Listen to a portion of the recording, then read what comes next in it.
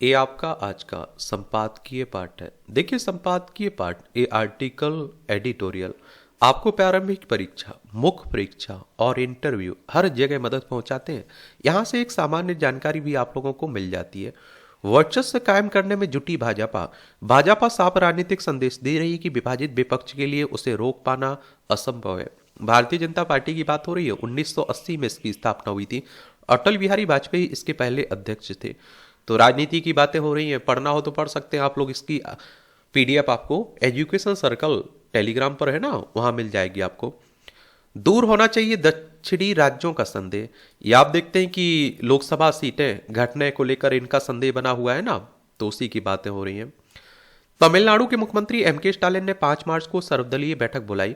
इसमें लोकसभा के संभावित परिसीमन पर चर्चा होगी। उन्होंने आशंका जताई कि जनसंख्या के आधार पर होने वाले 2026 के इस परिसीमन से तमिलनाडु और दक्षिण के अन्य राज्यों का नुकसान होगा। उन्होंने कहा कि हमने कड़ाई से जनसंख्या नियंत्रण में सफलता प्राप्त की है, लेकिन अब इसका नुकसान भुगतना पड़ रहा है। दक्षिण के अन्य राज्य भी समय समय पर कहते रहते हैं कि उनकी जनसंख्या विकास दर घटने से उन्हें राजनीतिक एवं आर्थिक योजनाओं में नुकसान उठाना पड़ता है। कर्नाटक के मुख्यमंत्री ने भी अपने स्वर में स्वर मिलाया और तेलंगाना के पूर्व मुख्यमंत्री के चंद्रशेखर राव भी स्टालिन जैसी आपत्ति जता रहे हैं। आंध्र प्रदेश के मुख्यमंत्री और केंद्र में सत्तारूढ़ राजग के सहयोगी चंद्रबाबू नायडू भी स्टालिन जैसी आशंका जता चुके हैं। हालांकि आशंकाओं के बीच केंद्रीय गृह मंत्री अमित शाह ने आश्वस्त किया है कि दक्षिणी राज्यों को संभावित परिसीमन में ऐसा कोई भेदभाव नहीं झेलना पड़ेगा। और आप सभी जानते हैं कि जनसंख्या के आधार पर आप देखते हैं कि लोकसभा और विधानसभा की सीटें तय होती हैं। इसीलिए तो आप देखते हैं कि उत्तर प्रदेश में सबसे ज्यादा सीटें हैं। कितनी है? 80 सीटें हैं लोकसभा में, और विधानसभा में 403 सीटें आप लोगों को देखने को मिलेंगी। और इसीलिए आप देखते हैं कि समय समय पर दक्षिण भारत के राज्य अपने यहाँ के नागरिकों से क्या करते रहते हैं कि जनसंख्या बढ़ाइए, ज्यादा बच्चे पैदा करिए। वहीं अगर हम लोग तमिलनाडु की बात करें ना, तो ये आप देखिए तमिलनाडु है, चेन्नई इसकी राजधानी, इसकी सीमा आंध्र प्रदेश, कर्नाटक, केरल से लगती है। यहां आप देखिए विधानसभा में 39 सीट, कितनी 234 सीटें हैं विधानसभा में, लोकसभा में 39 सीटें आपको देखने को मिलेंगी। और देश में जनसंख्या के अनुरूप जनप्रतिनिधित्व की परंपरा रही है। विगत 5 जनगणना दशकों में 1961 से लेकर 2011 तक देश की जनसंख्या वृद्धि दर 175.67% थी, लेकिन आंध्र में यह 57.45, केरल में 97.62 और तमिलनाडु में आप देखते हैं कि 114.16%, कर्नाटक में 159.01% रही। कर्नाटक में आईटी और अन्य क्षेत्रों में हुए विकास के चलते देश भर से आकर लोग वहां बसते चले गए। समय के साथ हुई समृद्धि और अन्य पहलुओं ने भी जनसंख्या वृद्धि पर रोक ब्रेक लगाने में भूमिका निभाई। परिसीमन की चर्चा करें तो देश में लोकसभा सीटों के परिसीमन हेतु 1953, 1962, 1972 और 2002 में परिसीमन आयोग गठित हुआ। आगामी लोकसभा चुनाव के पूर्व अब नए परिसीमन आयोग का गठन प्रस्तावित है, क्योंकि 2029 का लोकसभा चुनाव नए परिसीमन के आधार पर होगा। 1953 के परिसीमन हेतु 1951 की जनगणना, 1962 में 1961 की जनगणना, 1972 में 1971 की जनगणना और 2002 में 2001 की जनगणना को आधार माना गया था। लेकिन 2029 के परिसीमन के लिए अधिकृत रूप से जनसंख्या का क्या आधार होगा यह कहा नहीं जा सकता है, क्योंकि कोरोना के कारण 2021 की जनगणना नहीं हो पाई। फिर भी स्टालिन ने जो सवाल उठाया उसे टालना उचित नहीं होगा। परिसीमन को लेकर अगर कोई संदेह है तो उसका प्रभावी समाधान होना ही चाहिए। और ऐसा माना जा रहा है कि उत्तर प्रदेश में बहुत सारी सीटें लोकसभा में बढ़ जाएंगी, बिहार में भी बढ़ जाएंगी, और हो सकता है कि दक्षिण के भारत के जो राज्य है ना, उनकी सीटें कम भी हो कुछ की। 1956 में राज्यों का पुनर्गठन, उसके बाद राज्यों की सीमाएं तय हुई थी।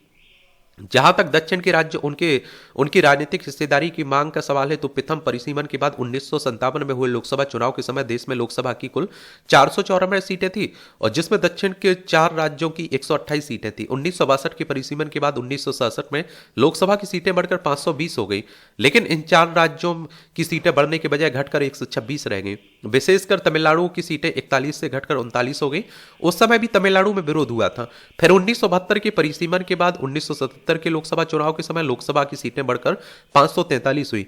दक्षिण के राज्यों की सीटों में मामूली वृद्धि हुई और वे 126 से बढ़कर 129 के आंकड़े पर पहुंच गई। दक्षिण की भावना को देखते हुए ही 2002 में परिसीमन में यह नीति बनी कि सीटें तो ना बढ़ाई जाए, लेकिन लोकसभा में सीटों में जनसंख्या को इस तरह विभाजित करने करें कि न्यूनतम और अधिकतम का अंतर 10% से ज्यादा ना हो तथा कम से कम प्रशासनिक इकाई का विभाजन हो।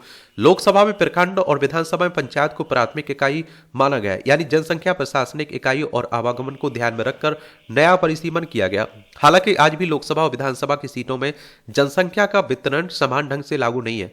पूर्वोत्तर पर्वतीय राज्यों में संख्या का वितरण और मैदानी क्षेत्रों तथा घनी आबादी वाले राज्यों में लोकसभा और विधानसभा क्षेत्र की जनसंख्या मतदाताओं की संख्या में काफी अंतर है। अरुणाचल प्रदेश में कुल मतदाता आप देखते हैं कितना, 7,09,697 है, लेकिन विधानसभा की सीटें आप देखते हैं कितनी, 60 और लोकसभा में 2 सीटें हैं।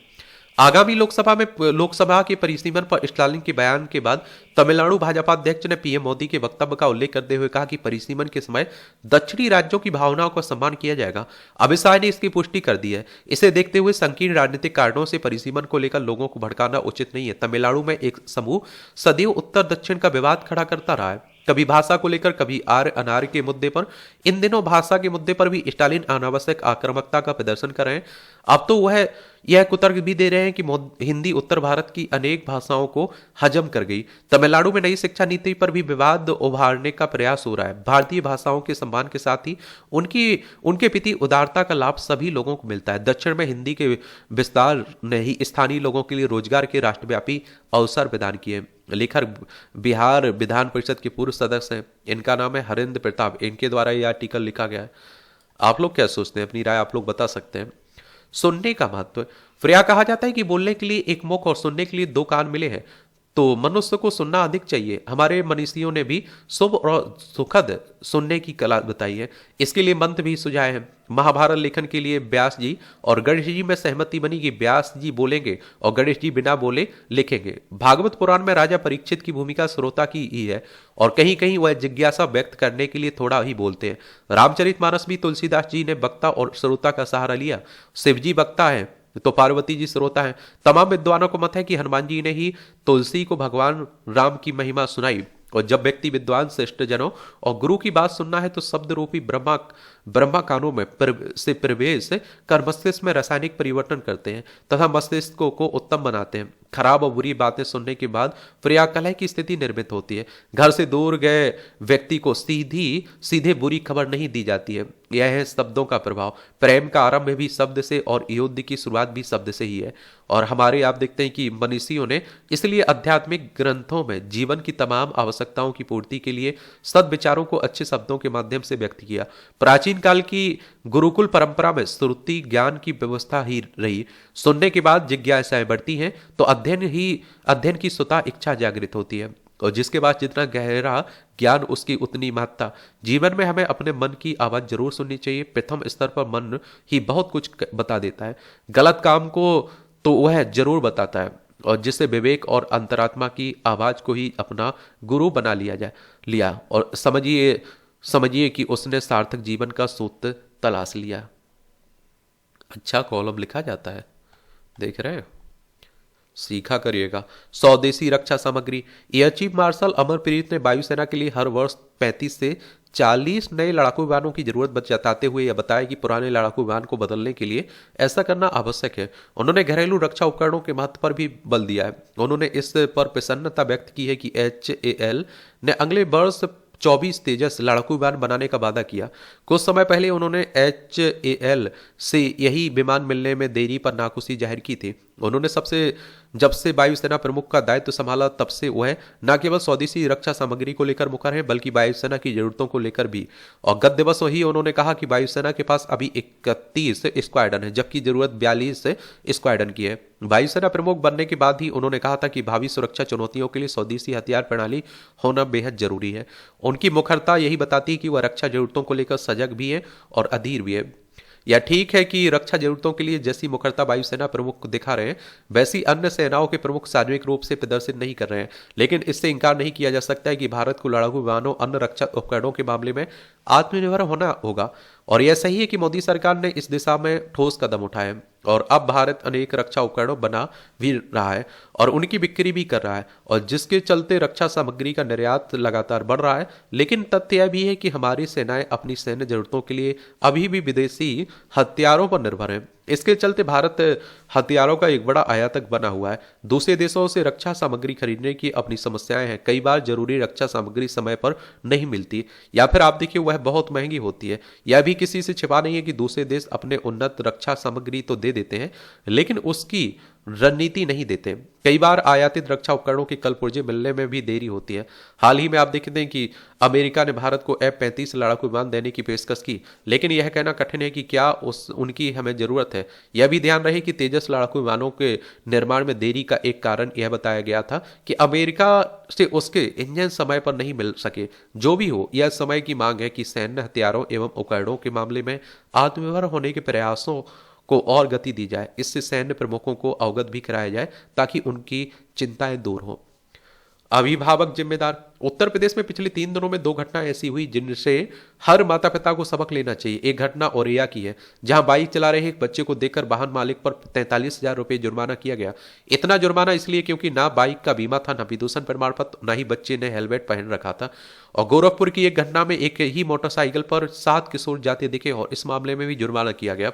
दोनों प्रकरणों में जुर्माना महत्वपूर्ण नहीं है, बल्कि महत्वपूर्ण है कि उन्हें अनुशासित रखने की जिम्मेदारी किसकी थी। अपने बच्चों की सुरक्षा की चिंता करना हर परिवार की जिम्मेदारी होती है, लेकिन यदि वे नाबालिग को वाहन दे रहे हैं तो इसका आशय यह है कि उन्हें अपने बच्चों की चिंता नहीं है। और आप देखते हैं चिंता नहीं है। और एक मोटरसाइकिल पर 7 किशोरों का बैठना, उसे दौड़ाते हुए वीडियो बनाना कितना खतरनाक हो सकता है, इसका सही जी अनुमान लगाया जा सकता है। बच्चे सार्वजनिक जीवन में अनुशासन का महत्व समझे, इस बात की चिंता उनके अभिभावक को ही करनी होगी और इसके लिए बचपन से ही उनमें यातायात नियमों के संस्कार डालने होंगे।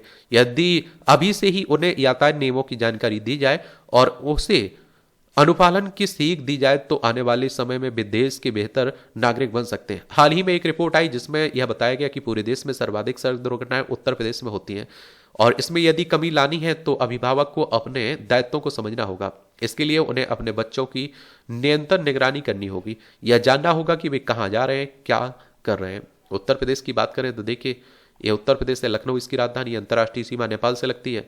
राज्यों में आप देखिए बिहार, झारखंड, छत्तीसगढ़, मध्य प्रदेश, राजस्थान, हरियाणा, हिमाचल प्रदेश, उत्तराखंड से लगती है और दिल्ली से लगती है। 8 राज्यों से लगती है और एक केंद्र शासित प्रदेश दिल्ली से लगती है। समाज कार्य की विलुप्त होती पहचान।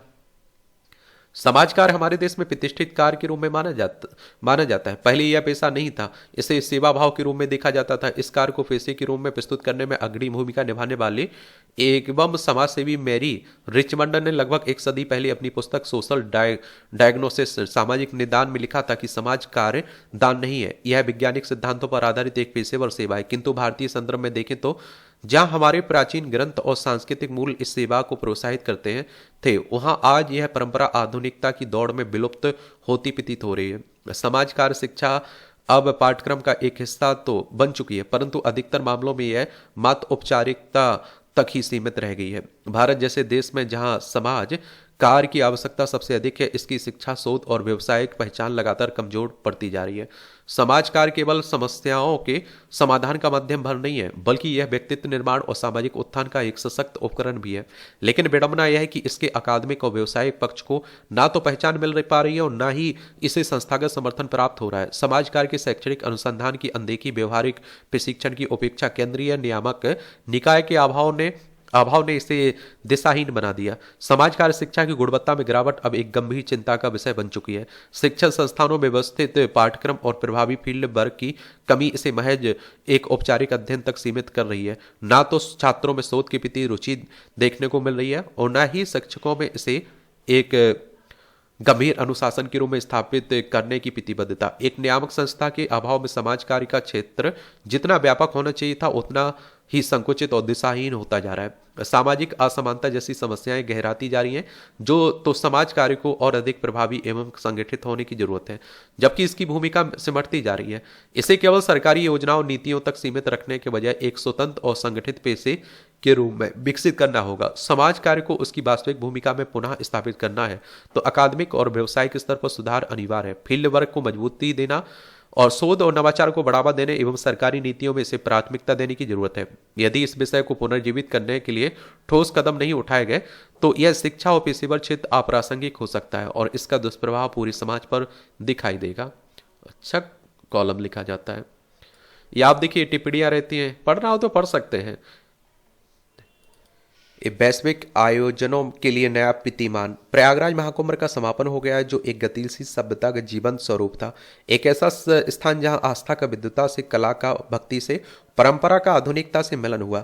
यह भारत की संस्कृति आधारित सॉफ्ट पावर का चरम था, जो इस देश को ज्ञान, भक्ति, आध्यात्मिकता और सांस्कृतिक उत्कृष्टता की सनातन भूमि के रूप में पुनः स्थापित करता है। महाकुंभ भारत की अद्वितीय आयोजन क्षमता का प्रमाण है, जहां दुनिया के सबसे बड़े धार्मिक समागम को अद्भुत प्रबंधन और समन्वय के साथ संचालित किया गया है।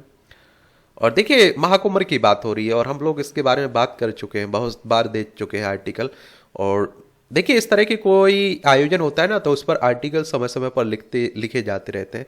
तो मैं कहता हूँ उसके हर पहलू को आप लोग समझ लिया करिएगा, एक सामान्य जानकारी रख लिया करिएगा, और बाकी आप लोग लिखते रहेंगे तो मुझे लगता है बार बार पढ़ने में आपका समय बर्बाद ना हो। और फिर भी आपको पढ़ना है तो पढ़ सकते हैं, देख सकते हैं।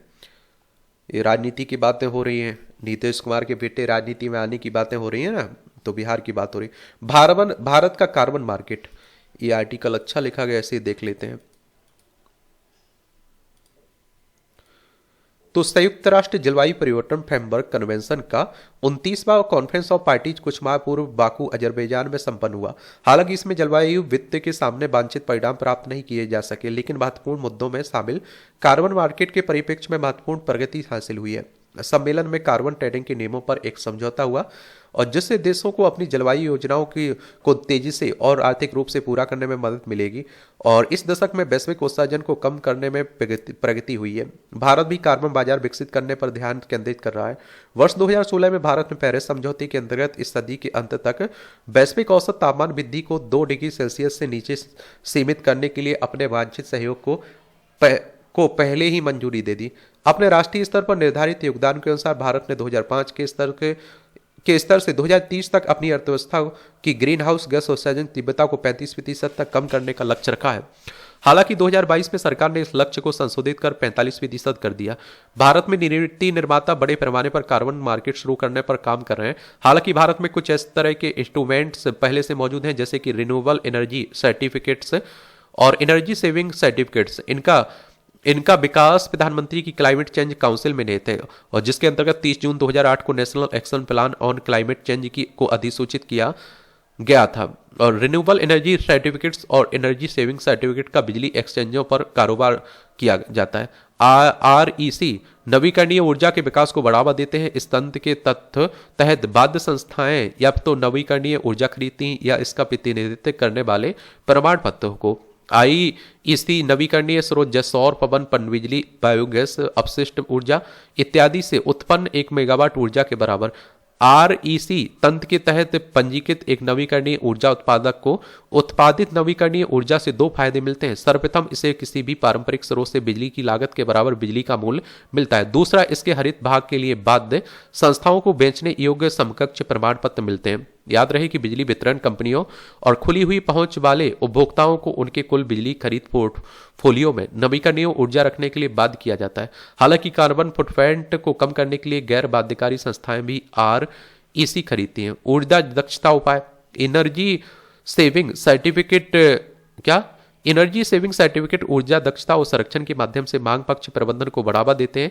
इस तंत्र के तहत नामित गहन ऊर्जा उपभोक्ता या तो ऊर्जा दक्षता उपायों को अपनाते हैं या फिर उनके प्रमाण पत्र खरीदते हैं। एक ईएससी लगभग 10 लाख टन तेल की बचत के बराबर है। एक गहन ऊर्जा उपभोक्ता जो आधारभूत लक्ष्य से अधिक हासिल कर लेता है, उसे बचाए गए तेल के समतुल्य ईएसपी मिलते हैं, जो कि लक्ष्य हासिल नहीं कर सकने वाले उपभोक्ताओं को बेचने योग्य होते हैं। वर्तमान में 13 क्षेत्रों एल्यूमिनियम, सीमेंट, बिजली वितरण कंपनियां, उर्वरक, होटल, लोहा इस्पात, पेट्रोकेमिकल्स, कागज, रेलवे, कपड़ा, थर्मल पावर प्लांट के तहत सूचीबद्ध एक उद्योग या इसकी इकाई को गहन ऊर्जा उपभोक्ता के रूप में चिन्हित किया गया है। ये 13 क्षेत्र भारत की प्राथमिक ऊर्जा खपत का लगभग 50% प्रतिनिधित्व करते हैं। व्यापार, आरईसी और ईएससी का व्यापार क्रमशः 2011-2017 में भारतीय पावर एक्सचेंजों में शुरू किया गया था, जिसका उद्देश्य क्रमिक रूप से कार्बन फुटप्रिंट कम करना एवं ऊर्जा सुरक्षा प्राप्त करना था। आरईसी के व्यापार के माध्यम से 7.3 करोड़ टन से अधिक कार्बन को पर्यावरण में उत्सर्जित होने से बचाया गया, और इसी तरह ईएससी के व्यापार के माध्यम से 10.6 करोड़ टन कार्बन के उत्सर्जन की भरपाई करके लगभग 2.5 करोड़ टन तेल समकक्ष ऊर्जा की बचत की गई। मौजूदा उत्पादों को विलय करके एकल बाजार की आवश्यकता महसूस की जा रही थी, और इससे जलवायु परिवर्तन की दिशा में देश के प्रयासों का अंतर्राष्ट्रीयकरण किया जा सके। अतः कार्बन मार्केट की सिफारिश की गई थी। कार्बन मार्केट के की व्यापार योग्य इकाइयों को ग्लोबल वार्मिंग क्षमता को ध्यान में रखते हुए कार्बन के समकक्ष सुझाया गया, जिससे अन्य ग्रीन हाउस गैसों को उनकी सापेक्ष ग्लोबल वार्मिंग क्षमता के आधार पर कार्बन के समकक्ष मापा जा सके। आरईसी और ईएससी को विलय करके पावर एक्सचेंजों में कार्बन मार्केट की शुरुआत से न केवल सतत विकास के लक्ष्यों के बारे में आम समझ बढ़ेगी, बल्कि इन क्षेत्रों में संबंधित इंस्ट्रूमेंट्स के व्यापार की तरलता भी बढ़ेगी। इस तरह से आप देखेंगे कि आज के जो संपादकीय पाठ है उसकी कहानी कवर होती है। आप लोग पढ़ते रहिए, एंजॉय करते रहिए। आपका कोई सवाल हो, मेरे लिए सुझाव हो तो बता सकते हैं आप लोग। धन्यवाद।